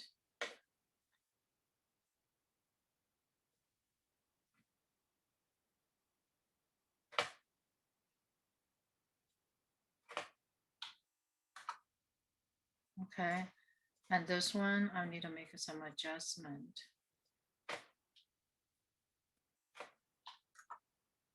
Okay, so when they are the same picture or similar scale, it's much easier to see, isn't it? Make this one 7. See if that makes it better. Okay. And this one would be comparable. So only when you have the same scale, it sees better, right? So I'm using the same scale. We're shifted to the right by 3 units, Okay, so that's the picture. So now, can you identify the vertex? Can you identify the vertex? Hey, you guys, you're talking about study guide, right? All these details I have gone through in the lecture, they will show up on your exam.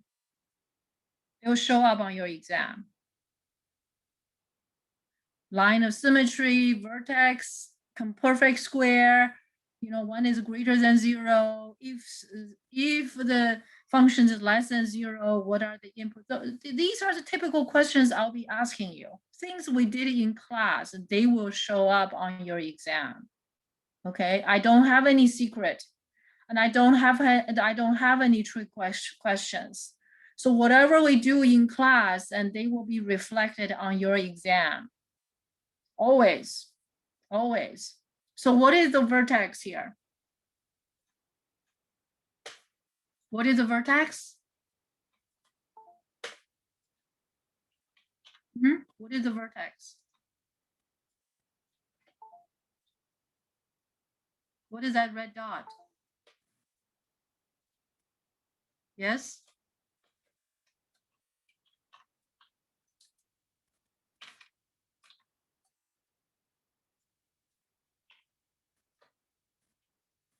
What is that red dot? Can you mark it? Are you bored, you guys? Am I too slow? I might be too slow, right? Am I too slow? So that vertex is 3, 0. You see, if you follow those movement, right? If you follow this movement, that's the vertex because it's shifting horizontally right by 3 units. Okay, so let's go on with number 6. What's the question number 6? The range. What is the range?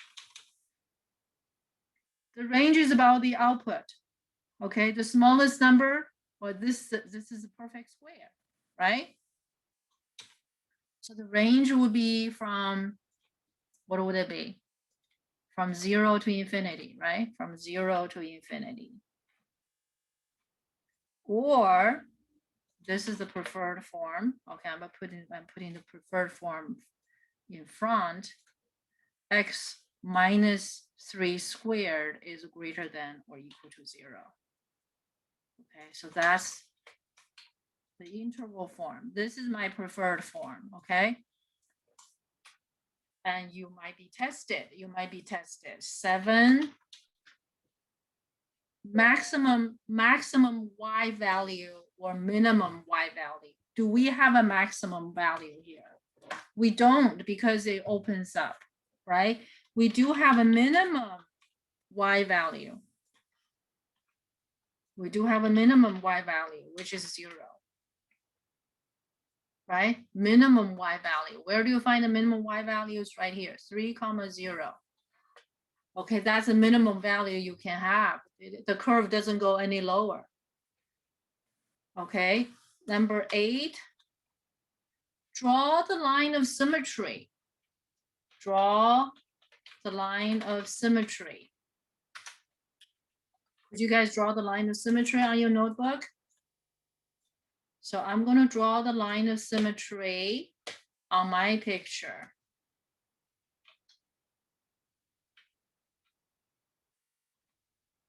I'm drawing the line of symmetry. Okay. I want to be consistent with something we did before, which is green. Okay, green. And 9, what is the line of symmetry? The equation of the line of symmetry. Line of symmetry. The equation of the line of symmetry. What would be the equation of the line of symmetry? What would it be? Okay, now I want to hear from your answer. Okay, you've been quizzed. You've been given quizzes on these. Let's see if you get it. Yeah. What is the line of symmetry? What is the equation of the line of symmetry? Something equals to something. Something equals to something. What would that be?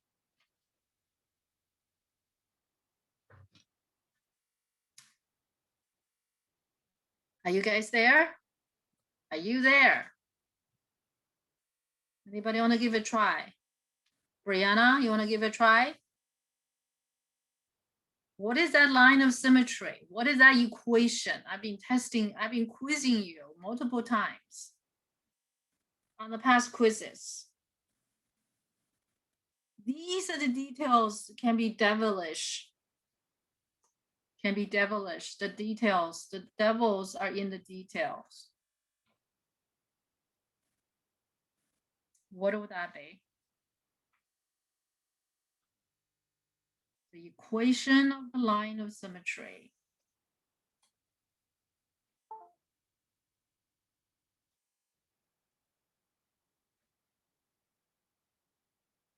Yeah.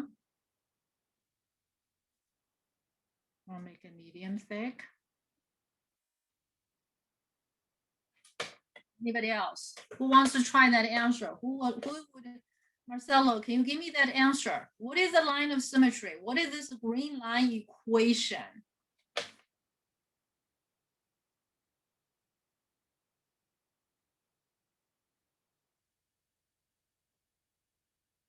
Y is 3. Y is y minus 3.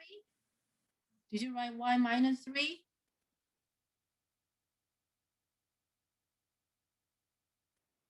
Alan says x equals to 3.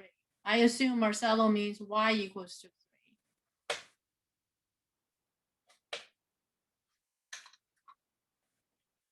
Okay, so one answer.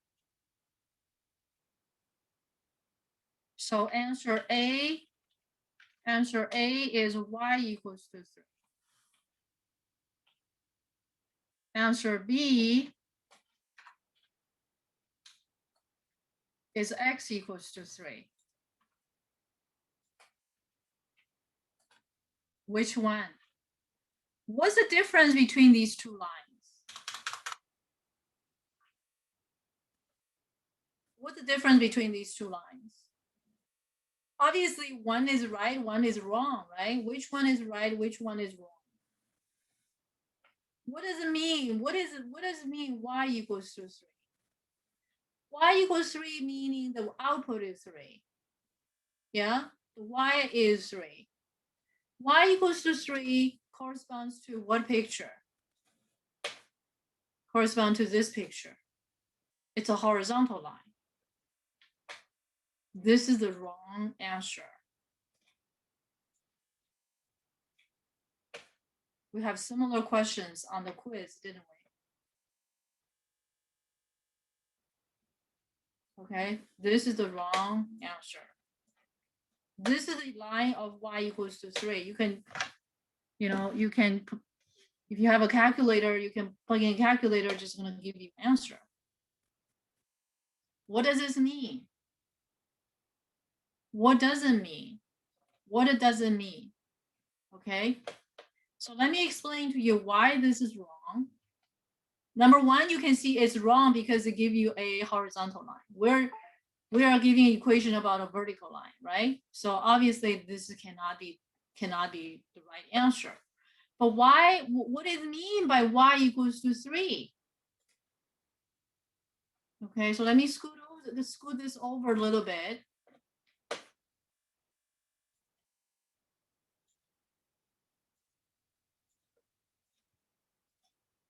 Okay, y equals to 3. What is that y equals to 3? Y equals to 3 meaning the points on this line. Okay, on this one, there's an input. The input is unknown, the output is 3.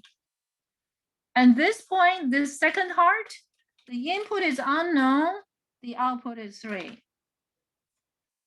The third point, the input is unknown, the output is 3. The fourth point, the input is unknown, the output is 3. Do you guys follow me? All of these points have something in common, which is the y coordinate is 3. That's why y equals to 3 is the common feature of all the points on this horizontal line. Okay, do you understand why it is wrong? Do you guys understand why it's wrong?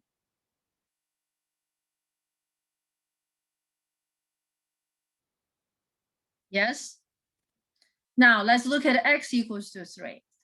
X equals to 3, unfortunately, if you plug in your calculator, it's not going to graph it for you. Well, if you set it up your calculator correctly. Okay? X equals to 3, meaning the input is 3. It's a vertical cut. This is a horizontal cut. Go back to watch those lectures, please. Okay? X is the input. When X is given, it's a vertical cut. When Y is given, it's a horizontal cut. Okay, so did you guys write this down to understand what it means y equals to 3? Every point on this horizontal line, they have the same y coordinate, which is 3. All right, so now let's remove this. Let's see what does it mean by x equals to 3? every point on the green line. Okay, I'm gonna make a green heart. No, it doesn't make it. They're all gonna be red heart. All these points on the green line, what do they have? What do they all have in common? The x coordinate is 3. The y coordinate is unknown. The x coordinate is 3. The y coordinate is unknown. The x coordinate is 3. The y coordinate is unknown. The x coordinate is 3. The y coordinate is unknown. Do you guys follow me? They could be any real number. Do you follow me? So including the vertex, every point on this vertical line, they have a common trait. That common trait is that their x coordinates are the same, which is x equals to 3. That's why x equals to 3 is the right solution equation to this vertical line. Did you get it, Marcelo?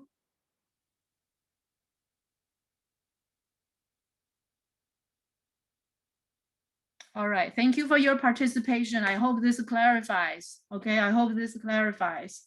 Did you get it? Could you guys write this down?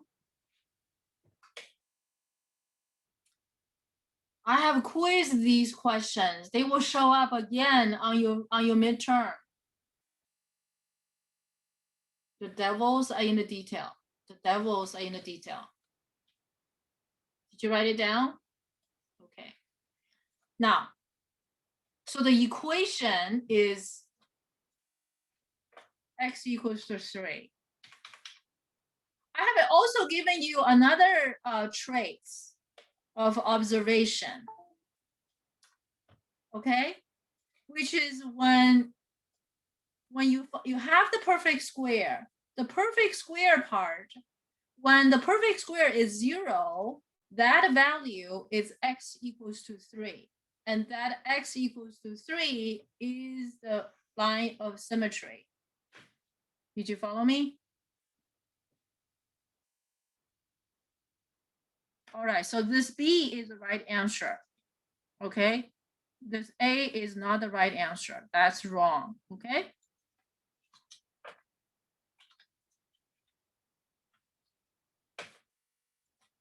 Okay, so let's keep going. We're running out of time. A lot of these you need to do it yourself. And because we've done this very repetitively over and over again. So now let's look at number 10. X-intercept. Find X-intercepts.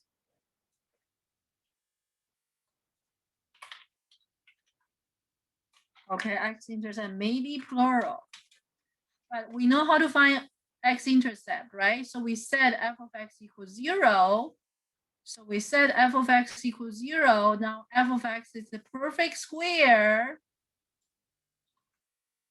right? So we said this equal to 0. And that's f of x, i.e. f of x is also that,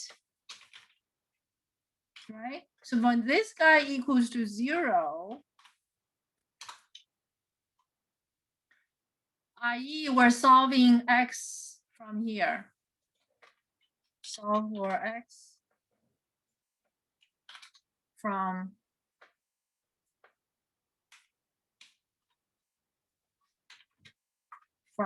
this, solving for x from this.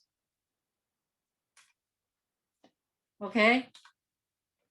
So if a perfect square equals 0, then this number has to be 0, right? Because only 0 squared equals 0. So x minus 3 is 0. And x have no choice to be x equals to 3. And there's only one x-intercept. One x-intercept. This time we have only one x-intercept, as you have seen in the picture. One x-intercept. There's not 2 x-intercepts like the 4 examples we did earlier. So that x-intercept is 3, 0. Okay, that's the X-intercept. Okay, and then we have a sequence of questions: vertical cut, horizontal cut, vertical cut, horizontal cut. I'm going to leave that for you. I'm going to leave that for you. Okay, so please do all those vertical cut from 11 through 17. Okay, those are the cases we have done and we've seen and done before. So let's look at number 18. Let's look at number 18. Number 18, say solve for X.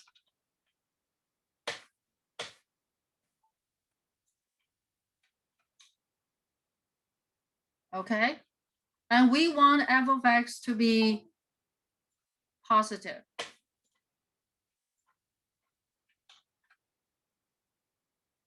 We want the output to be positive.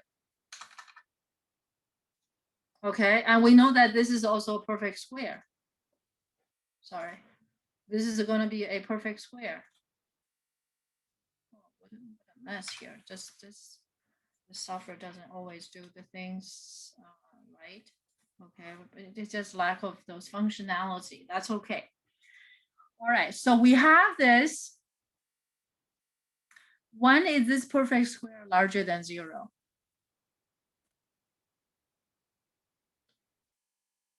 So what will be the solution, right? If you look at this picture, right? If you look at this picture, if you look at this picture, look at the red. Okay, I'm going to remove the other one. Okay, delete. This piece is a positive. That piece is a positive. No negative piece. The only point that make the output equal 0 is at 3, but we don't want to have, we want the output to be positive. So what will be the solution then? Yeah? What will be the solution? The solution is what? It's all real numbers, but not 0. You can have a negative number, you can have positive number. I'm sorry, not equal 3, sorry. X minus 3 cannot be 0. Okay, so X cannot be 3. Any other input will guarantee the output to be positive. So that's the solution. That's the solution to number 19. So number 18, sorry. Number 18. Do you guys follow me?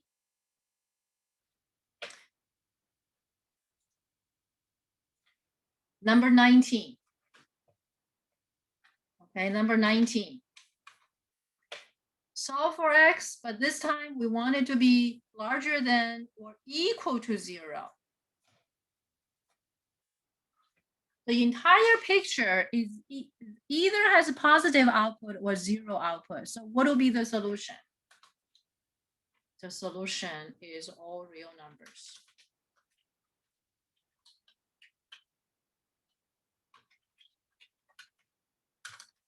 All real numbers, okay? If you have any question, please don't hesitate to ask next time. 20. Number 20. We want that to be what? We want the output to be negative.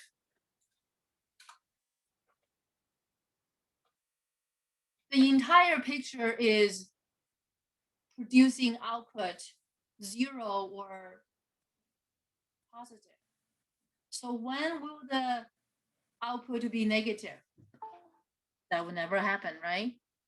So this is the case. We have no solution. It will never happen, not in a million years. You don't have a negative piece.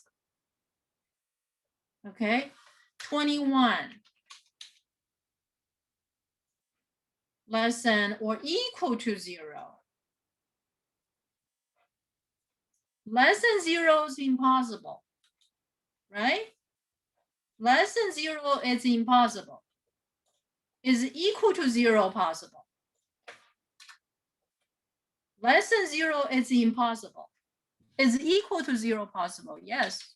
So in this case, you only have one solution. That solution is x equals to 3.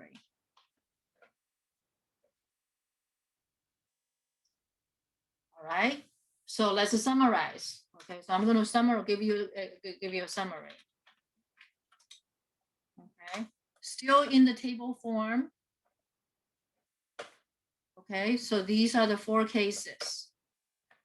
Solve for x, that perfect square.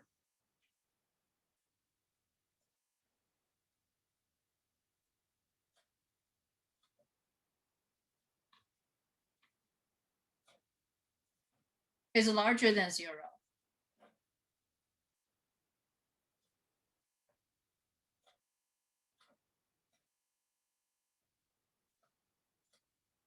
Okay, greater than or equal to 0. Perfect square, less than 0, or less than equal to 0. 4 cases. 4 cases. Okay, so I'm going to make it smaller. Okay, the curve are the same. The curve are all the same.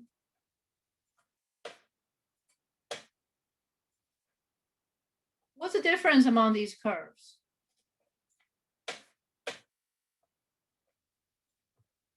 Okay, in this case, larger than 0, 3 dots, this should be a circle. Okay, that should be a circle, not a dot.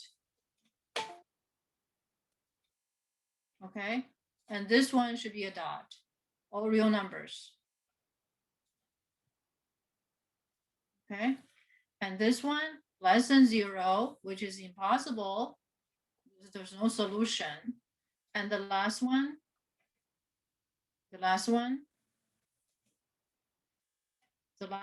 would be less than or equal to 0, so that's a dot, that's fine. So the solution summary in this case would be what? X is not equal to 0. I'm sorry, like x not equals to 3. And this will be all real numbers. Okay, solution, right? So let me just write down solution. This is my summary for you. Of course, you already know the answer. Okay, and this one has no solution. And the next one, the only solution is x equals to 3. Okay, I hope this is helpful. Okay. So that's all for today. Tomorrow, on Wednesday, well, this week I'm not giving you any quiz. You're gonna review and get ready for the midterm. Okay, really review the contents of the course. If you want to do well, you should watch the lecture over and over again. Everything I cover on the exam will be in the lectures. Okay, I know it's hard to follow the lecture, just watch it over certain pieces. You will find all the solutions to my lecture and shoot for understanding, okay? And you're worth it. You're worth it the time and effort that I put in here to help you understand. And you yourself, you deserve that. You owe that to yourself to understand this. All right. So this is the summary in the last piece. And let me make it just a little smaller. I think it's a little hard for you guys to see it all. Okay, so this will probably help. Okay. So that's all for today. On Wednesday, if you really want me to do a study guide, I will give you a brief of study guide, but I don't think that's really necessary. But I will do it for you if you want it. And but it really is the contents. It's the contents I put together here and we have gone through. Okay. And I will see you guys on Wednesday. Okay. Have a great day.